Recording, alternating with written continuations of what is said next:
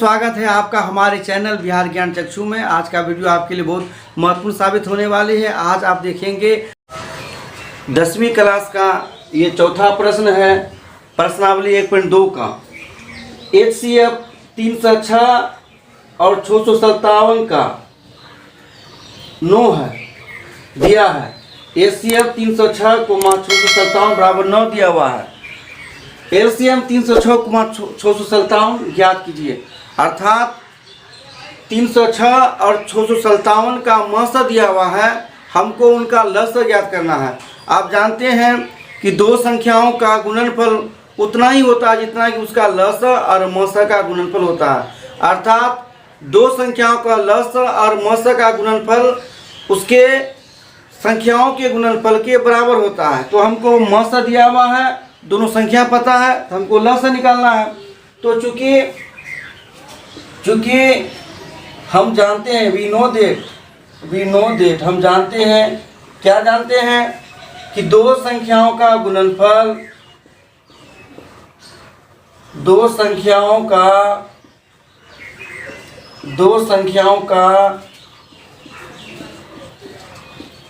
गुणनफल बराबर होता है जो संख्या दिया उस संख्या का HCF यानी मस गुना LCM का ये होता है।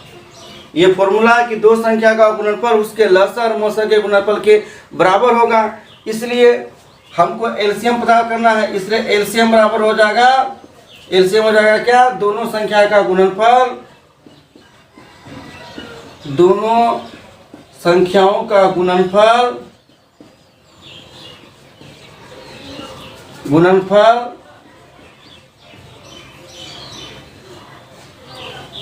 बटा HCF। LCM निकालना है तो LCM रह जाएगा और HCF जो है उधर गुना में था, इधर आके बटा हो जाएगा। किसका बटा में? दो संख्याओं के गुणनफल का बटा में। तब क्या हो जाएगा? LCM निकालना है। किसका LCM है भाई? हमको LCM निकालना है 306 और 657 का LCM निकालना है। LCM हो जाएगा किसका? 306 और 657 का। 306 और 657 का LCM निकालने के लिए 306 और 657 को गुना करेंगे और भागा हो जाएगा किसका? HCF। किसका HCF? इस दोनों का HCF 306 और 657। अब आप देखिए इन दोनों का जो गुणनफल है वो 306 गुना 657 रह गया और इसका जो HCF दिया हुआ है वो हमारा कितना दिया हुआ है? 9। 306 और 657 का HCF दिया हुआ है 9, यहाँ बैठ जाएगा 9। अब नीचे 9 है, इस 9 से इसको गुना भागा देंगे 9 से ये कट जाएगा। दो संख्याओं का HCF वो संख्या होता है, वो सबसे बड़ी संख्या होती है जिससे वो दोनों विभाजित हो जाए। तो 306 और 657 का मस 9 है। अर्थात 9 ही एक ऐसा संख्या है, 9 सबसे बड़ा संख्या जिससे कि ये दोनों कट जाएगा। 9 से बड़ा और कोई संख्या नहीं है जिससे कि 306 और 657 कट जाए। तो 9 से हम निश्चित रूप से कटेगा, 9 से 306 भी कटेगा, 9 से 657 भी विभाजित होगा। तो ये 306 तो होगा ही, कितना बार होगा? 9 तिया 27। तो 30 में 27 क्या बचा? 3 को ऊपर 6, 36 हो गया। तो 36 को 9 से हम विभाजित करेंगे तो 9 चौके 36, 34 हो जाएगा। कितना हो गया? 34 गुना 657। 34 को हम 657 का लस होता है। लस में से लघुत्तम समावर्ती है। एक चीज हम आपको बता देना चाहेंगे, किसी दो संख्याओं का मस वो संख्या होती है, दो संख्या का मस वो सबसे बड़ी संख्या होती है जिससे ये दोनों पूरी विभाजित हो जाए। और लस अर्थात लघुत्तम समावर्ती, उसके बारे में जान लीजिए। दो संख्या का लघुत्तम समावर्ती वो सबसे छोटी संख्या होती है जो इन संख्याओं से विभाजित हो जाए। इसी में आप समझिए ये 22,338 वो सबसे छोटी संख्या है। 22,338 सबसे छोटी संख्या है जो कि 306 से भी विभाजित हो जाएगा और 657 से विभाजित हो जाएगा। 22,338 से छोटा और कोई संख्या नहीं है जो कि इन दोनों से विभाजित हो जाए। और 9 से बड़ा और कोई संख्या नहीं है जो कि इन दोनों को विभाजित कर दे। अर्थात लसा वो संख्या होती है जो संख्याओं से विभाजित हो जाए। लसा वो संख्या होती है जो दी हुई संख्याओं से विभाजित हो जाए, और मस वो संख्या होती है जो इसको विभाजित कर दे।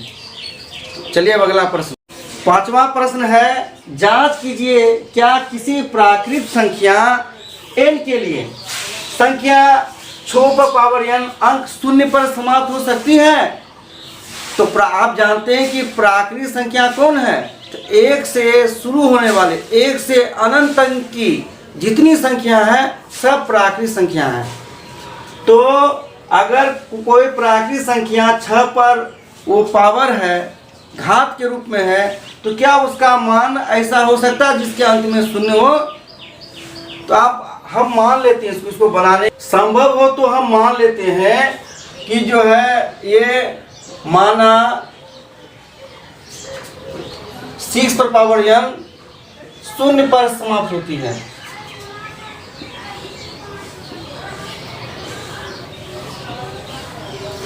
समाप्त होती है।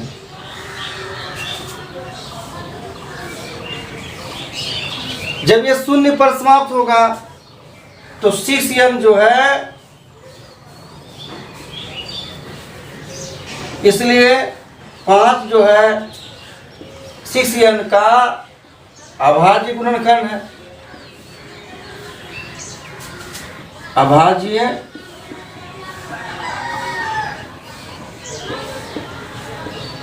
गुणनखंड है, क्योंकि जो संख्या के अंत में शून्य होगा वो 5 से विभाजित होती है। तो हमने माना कि 6n के अंत में 5 है तो ये शून्य है, जब शून्य है तो 5 से विभाजित होगा। परंतु 6n जो है वो 2 × 3n के रूप में हम ले सकते हैं। परंतु 6n जो है का गुणनखंड 2 और 3 है, 5 नहीं है। ये 6n का जो अभाज्य गुणनखंड है 2 और 3 है, 5 नहीं है। इसलिए 5 6n का अभाज्य गुणनखंड नहीं है। जब 5 6n का अभाज्य गुणनखंड नहीं है तो ये जो है हमारा ये मानना कि 6n 0 पर समाप्त होगी, ये गलत है। इसलिए यह संभव नहीं है कि 6n शून्य पर समाप्त होगी। देखिए हमने माना कि शून्य पर समाप्त हो जाती है, मान लिए थे, परंतु हम देखते हैं कि जब शून्य पर समाप्त होगा तो 5 से विभाजित होगा, 5 उसका अभाज्य गुणनखंड होगा। लेकिन आधारभूत प्रमेय के अनुसार ये 6n का जो अभाज्य गुणनखंड जो है वो 2 और 3 है, 5 नहीं है। जब 5 है ही नहीं तो वो 5 से कैसे विभाजित होगा? जब 5 से विभाजित होगा इसका मतलब उसके अंत में शून्य नहीं है। इसलिए हमारा ये मानना गलत है कि 6n शून्य पर समाप्त हो सकती है। तो हमने जांच कर लिया, ये संभव नहीं है कि 6n शून्य पर समाप्त होगी। यही हमारा उत्तर हुआ। आपने आधारभूत प्रमेय के अनुसार पढ़ा है किसी भी भाज्य संख्या को हम उसके अभाज्य गुणनखंड के रूप में व्यक्त कर सकते हैं जब उसका क्रम निश्चित हो। हम किसी भी भाज्य संख्या को उसके अभाज्य गुणनखंड के रूप में लिख सकते हैं। तो ये 6 भाज्य संख्या है, उसका जो अभाज्य गुणनखंड होगा वो 2 × 3 होगा। n एक प्राकृतिक संख्या है, प्राकृतिक संख्या या तो 1 होगा या तो 2 होगा या तो 3 होगा या तो 4 होगा, कुछ भी रहे। लेकिन ये 2 और 3 से विभाजित होगा, 5 से विभाजित नहीं होगा। जब 5 से विभाजित होगा ही नहीं,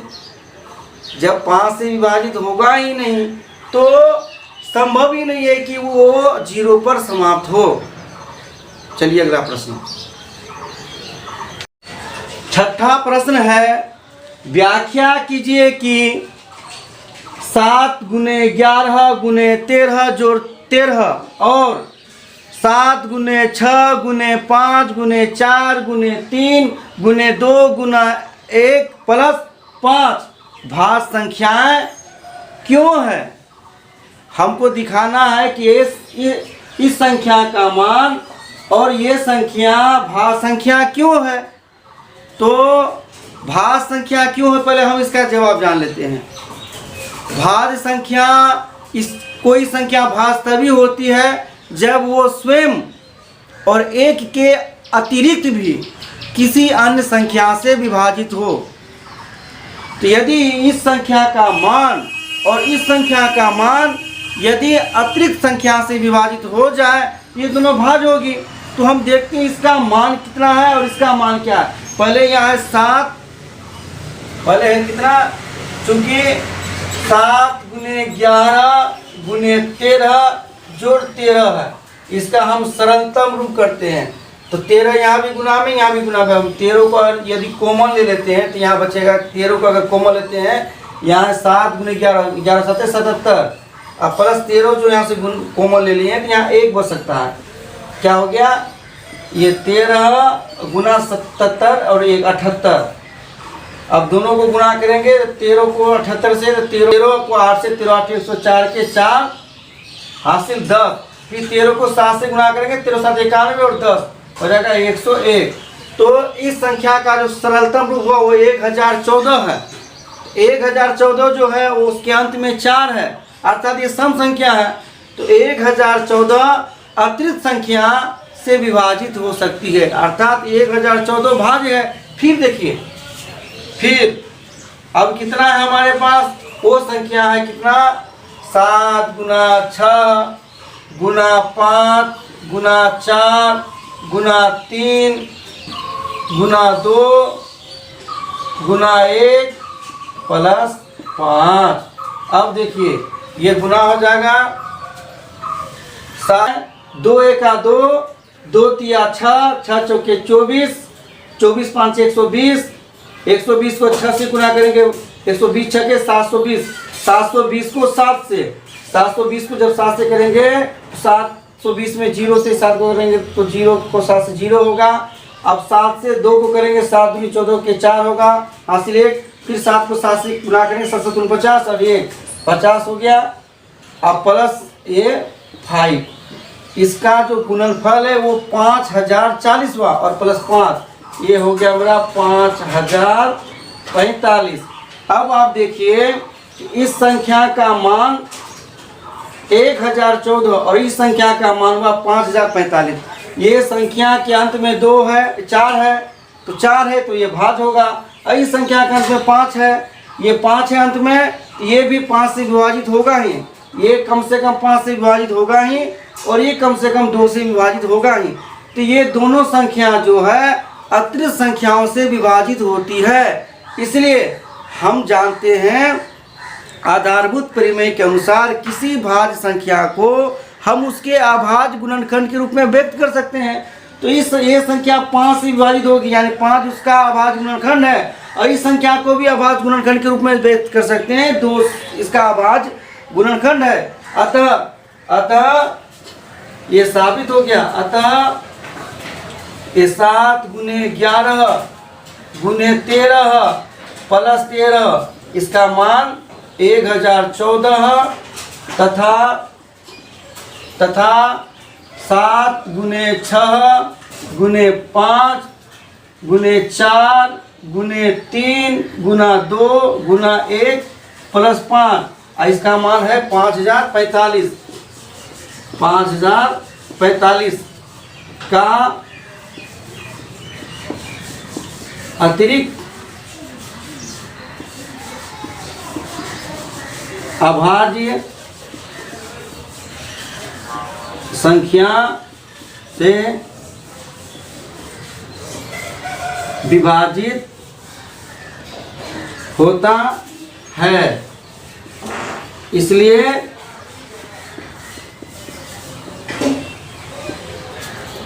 ये संख्याएं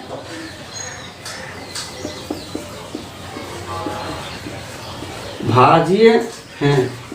चूंकि इनका अतिरिक्त गुणनखंड है, इसका अतिरिक्त गुणनखंड 2 है, और भी हो सकता है, परंतु 2 तो निश्चित है। जैसे एक भी यदि गुणनखंड हो गया तो अब भाज्य संख्या हो गया। इसका एक अतिरिक्त गुणनखंड 5 तो होगा ही, इसलिए भी भाज्य हो गया। अतिरिक्त गुणनखंड होने के कारण ये दोनों संख्या भाज्य हो गया, इसलिए ये संख्या और ये संख्या को हम भाज्य संख्या कह सकते हैं। पूछा भाज्य क्यों है? क्योंकि इसका अतिरिक्त गुणनखंड है, इसको हम अभाज्य गुणनखंड के रूप में लिख सकते हैं। क्लियर? फिर भी किसी प्रकार की समस्या हो, आप हमारे चैनल जो बिहार ज्ञान चक्षु है उसके डिस्क्रिप्शन बॉक्स में हम और भी वीडियो का लिंक दिए हुए हैं। आप कमेंट बॉक्स में आप अपनी समस्या को लिखिए, हम उसका जो है हल अवश्य करके आपको देंगे। चलिए अगला प्रश्न। प्रश्नावली चैप्टर 1.2 का अंतिम और 7वां प्रश्न है। किसी खेल के मैदान के चारों ओर एक वृत्ताकार पथ है। इस मैदान का एक चक्कर लगाने में सोनिया को 18 मिनट लगते हैं, जबकि इसी मैदान का एक चक्कर लगाने में रवि को 12 मिनट लगते हैं। मान लीजिए कि दोनों एक ही स्थान और एक ही समय पर चलना प्रारंभ करके एक ही दिशा में चलते हैं, तो कितने समय बाद वे पुनः प्रारंभिक स्थान पर मिलेंगे? देखिए, बहुत ही सरल ये प्रश्न है। इस प्रश्न में स्पष्ट है, एक लड़की है सोनिया और एक है रवि। एक वृत्ताकार पथ पर वो चलना आरंभ करता है। तो वृत्ताकार पथ है ये, दोनों वृत्ताकार पथ पर चलता है। उसको एक चक्कर लगाने में सोनिया को लगती है सोनिया को 18 मिनट का समय और रवि को 12 मिनट का। तो वही कहता है कि यदि ऐसा हो कि दोनों कभी एक ही स्थान से चलना आरंभ करें, एक के दिशा में और एक ही समय पर एक साथ एक ही स्थान से एक ही दिशा में चलना शुरू करें, तो फिर जब दोनों साथ में है, जब दोनों का गति अलग अलग है, वो 18 मिनट में एक चक्कर लगाती है। सोनिया को चक्कर लगाने में 18 मिनट लगता है और रवि को चक्कर लगाने में 12 मिनट लगता है। ये सोनिया 18 मिनट में चक्कर लगाएगी, तब तक रवि 12 मिनट में ही चक्कर लगा दिया है। 12 मिनट में रवि वो उस जगह पे है, लेकिन सोनिया 12 मिनट में वो उस जगह से दूर है, लेकिन मिलेगा तो नहीं। तो किस चक्कर में कितना देर के बाद वो दोनों एक दूसरे के साथ पुनः मिलेगा, इसी को दिखाना है। तो यहाँ देखिए, माना कि ये वो जगह है, यहाँ से सोनिया भी चलना आरंभ करती है और रवि भी चलना आरंभ करता है। तो सोनिया जो है चलेगी, ये सोनिया है और ये रवि है। सोनिया ऐसे एक दिशा में चक्कर लगाएगी और रवि भी। तो रवि जो है जो चलना शुरू किया, दोनों एक साथ चलना शुरू किया। ये रवि 12 मिनट में फिर यहाँ पहुँच गया, और ये जब रवि 12 मिनट में यहाँ है, सोनिया 12 मिनट में यहीं कहीं होगा, इधर कहीं, क्योंकि सोनिया यहाँ पर 18 मिनट, तो रवि फिर जो आधा चक्कर 6 मिनट में और आधा चक्कर लगा लेगा। तो क्या होगा कि ये एक चक्कर 18 मिनट लगाएगा, ये दूसरा चक्कर में तत्पर है रवि। अब देखिए, तो आप इसको समझिए, ये 7वां प्रश्न है। तो इसके क्या करना होगा, तो देखते हैं कि सोनिया जो है 18 मिनट लगता है एक चक्कर लगाने में, तो 18 का हम अपवर्त्य निकालते हैं। 18 का अपवर्त्य निकालते हैं। सोनिया जो है एक चक्कर में, पहला चक्कर 18 मिनट में पूरा करती है, दूसरा चक्कर 36 मिनट में, तीसरा चक्कर सोनिया 54 मिनट में पूरा करेगी, चौथा चक्कर 72 मिनट में पूरा करेगी। इस तरह जो है उनका समय चलता जाएगा। अब रवि का जो है, रवि को एक चक्कर लगाने में 12 मिनट का समय लगता है, तो हम 12 का अपवर्त्य निकालते हैं। तो 12 का अपवर्त्य, रवि को पहला चक्कर में 12 मिनट लगा, दूसरा चक्कर वो 24 मिनट में पूरा करेगा, तीसरा चक्कर वो 36 मिनट में पूरा करेगा, चौथा चक्कर वो 48 मिनट में पूरा करेगा, पांचवा चक्कर वो 60 मिनट में पूरा करेगा। इस तरह करते चला जाएगा। तो हम क्या देखते हैं, अब देखिए कि ये 36 मिनट में ये दूसरा चक्कर लगाती है और अभी 36 मिनट में तीसरा चक्कर लगाता है। तो 36 मिनट के बाद शुरू करने से 36 मिनट के बाद पुनः वो लोग एक स्थान पर मिलेगा। तो वही पूछा है कि जब एक ही समय पर एक ही स्थान से एक ही दिशा में चले तो पुनः दोनों कब मिलेगा, तो 36 मिनट के बाद पुनः मिलेगा। ये 36 मिनट में सोनिया जो है दूसरा चक्कर लगाती है और तब तक ये तीसरा चक्कर लगा देता है। तो 36 मिनट के बाद पुनः दोनों एक स्थान पर मिलेगा। तो दोनों का जो अपवर्थ है ये दोनों का एलसीएम होगा, एलसीएम। तो एलसीएम हो जाएगा 18 और 12 का 36, 36। तो स्पष्ट हो गया कि 36 मिनट के बाद दोनों पुनः एक स्थान पर मिलेंगे। 36 मिनट के बाद सोनिया तीसरा चक्कर,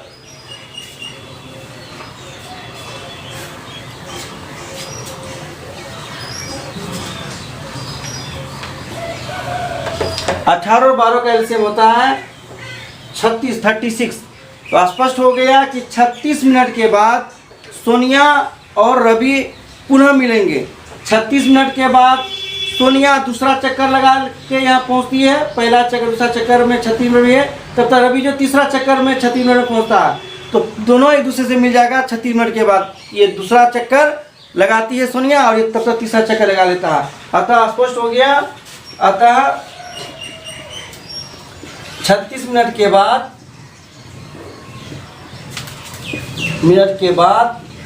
दोनों पुनः उसी स्थान पर मिलेंगे,